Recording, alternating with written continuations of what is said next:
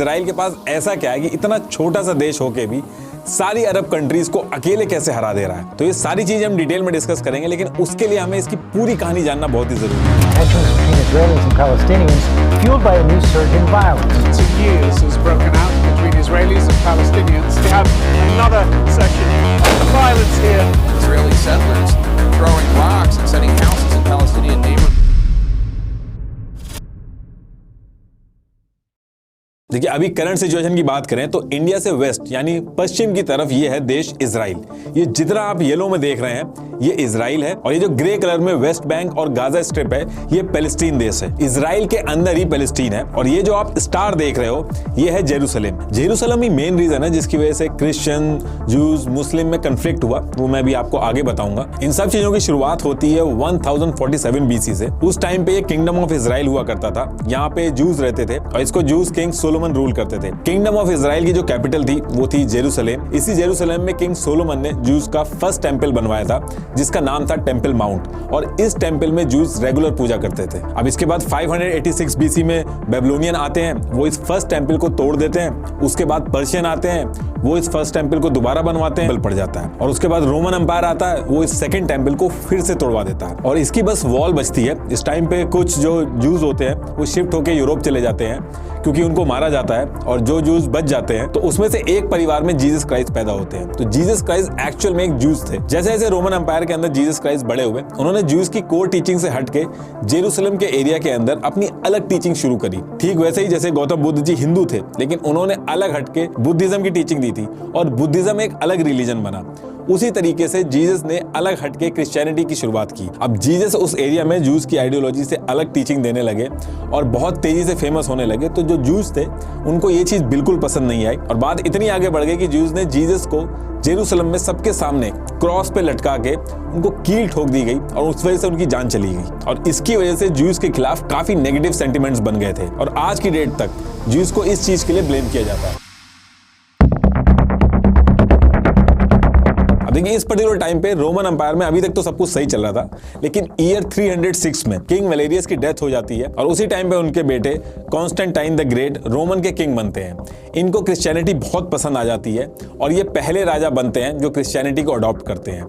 इनके क्रिश्चियन बनने से पूरे रोम में क्रिश्चियनिटी फैलती है। क्रिश्चियनिटी तो फैलती है, लेकिन जीसस को क्योंकि जूस ने मारा था तो जूस के खिलाफ नफरत भी बहुत ज्यादा फैलती है, और इनके राज में जूस को बहुत बुरी तरीके से मारा पीटा जाता है। जूस को रोमन एम्पायर छोड़ के दुनिया भर में भागना पड़ता है, स्पेशली यूरोप की तरफ ये लोग जाते हैं। और जिस जगह पे जीसस क्राइस्ट को मारा गया था वहां पे कॉन्स्टेंटाइन द ग्रेट ने चर्च ऑफ द होली सेपल्कर बनवाया। ये जो चर्च बनवाया था ये करीब 2 किलोमीटर की दूरी पे था टेंपल माउंट वाले एरिया से। टेंपल माउंट वाले एरिया को जूस तो टेंपल माउंट कहते हैं, लेकिन मुस्लिम जो है वो उसको हरम अल शरीफ कहते हैं। वो मैं भी आपको आगे बताऊंगा ऐसा क्यों कहते हैं। इसके बाद 638 AD में रोमन एम्पायर्स को हरा के अरब आर्मीज ऑफ उमर आती है। अब देखिए, एक चीज है, भले ही आज की डेट में जूस और मुस्लिम बहुत ही ज्यादा लड़ाई कर रहे हो, लेकिन उस टाइम पे सबसे ज्यादा आराम जो था वो जूस को मुस्लिम किंग के अंडर में ही था, क्योंकि मुस्लिम इनको अपनी तरह ही मानते थे, क्योंकि इनके रिलीजन जो थे उनमें बहुत ज्यादा सिमिलैरिटी थी। अरब आर्मी के कंट्रोल में जब ये जूस का एरिया आता है तो जेरूसलम में जिस जगह पे जूस का सेकंड टेंपल था वहीं पे डोम ऑफ द रॉक बनता है और अल अक्सा मस्जिद बनती है। और ऐसा इसलिए होता है क्योंकि मुस्लिम्स की मान्यता है, और ये चीज कुरान में भी मेंशन है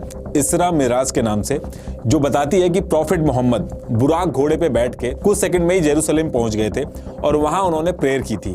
तो जहां प्रेयर की थी उस जगह पे अब अल अक्सा मस्जिद बन गई है, और उसके बाद वो वहीं से एक पत्थर पे पैर रख के जन्नत की तरफ चले गए थे, और उस पत्थर की जगह पे डोम ऑफ द रॉक बनवाया गया। तो ये हो गया डोम ऑफ द रॉक, ये हो गई अल अक्सा मस्जिद, और ये है वेस्टर्न वॉल। ये जो पूरा एरिया है इसको जो जूस है वो टेंपल माउंट कहते हैं, और मुस्लिम इसको कहते हैं हरम अल शरीफ। देखिए, ये जो अलग सा मस्जिद है इसमें नॉन मुस्लिम्स अलाउड नहीं है, और जो जूस है वो वेस्टर्न वॉल पे जो है वो वर्शिप कर सकते हैं। यहीं से 2 किलोमीटर की दूरी पे चर्च ऑफ द होली सेपल्कर है।